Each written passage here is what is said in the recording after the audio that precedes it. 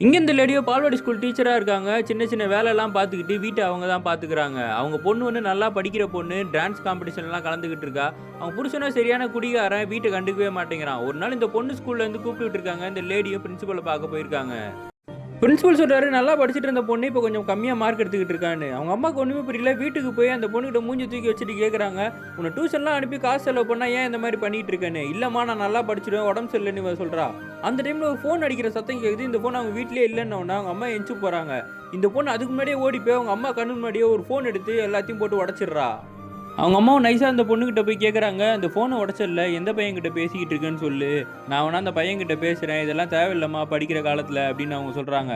அதெல்லாம் ஒண்ணும் இல்லம்மான்னு சொல்லிட்டு இவ மூஞ்சி திருப்பிட்டு போயிடுறா. இவங்க உடஞ்ச ஃபோன் எடுத்துட்டு கடைக்கெல்லாம் போய் இதை சரி பண்ண முடியுமா கேட்குறாங்க. அவங்க முடியாதுன்னு சொன்னதுக்கப்புறம் இவங்க புது ஃபோனை வாங்கி அதில் இருக்க சிம்மை மட்டும் போட்டுடுறாங்க.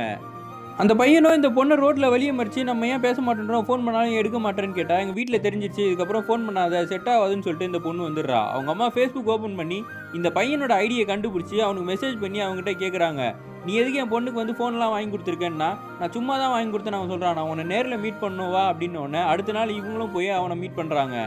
அப்ப அந்த பையன் சொல்றான், "நான் உங்க பொண்ணுகிட்டலாம் தப்பா நடந்துக்கல. எனக்கு உங்கள தான் ரொம்ப பிடிக்கும். உங்ககிட்ட பேசுனதுக்காக தான் உங்க பொண்ணுகிட்ட ஃப்ரெண்ட் ஆனேன்னு" சொல்லி. "என்ன சொல்றேன்னு?" அவங்க கேட்டா, "இல்ல அவ எனக்கு பொண்ணு மாரி தான். நீங்க தப்பா நினைச்சுக்காதீங்கன்னு" சொன்னதுக்கு அப்புறம் தான், "இப்பதான் எனக்கு மனசு நிம்மதியா இருக்குன்னு" அவங்க சொல்றாங்க. வீட்டுக்கு வந்ததுக்கு அப்புறம் கூட அவன் மெசேஜ் அனுப்பிச்சுக்கிட்டு இருக்கான். எனக்கு இதுக்கப்புறம் மெசேஜ் பண்ணாதன்னு சொல்லிட்டு அவங்களும் கட் பண்ணி விட்டுடுறாங்க. ஒரு நாள் இந்த லேடியோட புருஷன் குடிச்சிட்டு நடு ரோட்ல கிடக்குறான். அப்ப இந்த பையன் தான் பார்த்து ஆட்டோல ஏத்தி விடுறான். அப்ப அந்த லேடி வந்து இவன் மேல இம்ப்ரெஸ் ஆயிடுறாங்க. ஃபோன் பண்ணி ரொம்ப தேங்க்ஸ்ன்னு சொல்லும்போது, "தேங்க்ஸ் எல்லாம் வேணாம், நேர்ல மீட் பண்ணலாம்னு" கூப்பிடுறான். இவங்க 2 பேரும் பேசிக்கிட்டு இருக்கும்போது அவன் சொல்றான், "நான் உங்கள இன்னும் லவ் பண்ணிட்டு தான் இருக்கேன். நீங்க ஏன் இவ்வளோ கஷ்டப்படுறீங்கன்னு."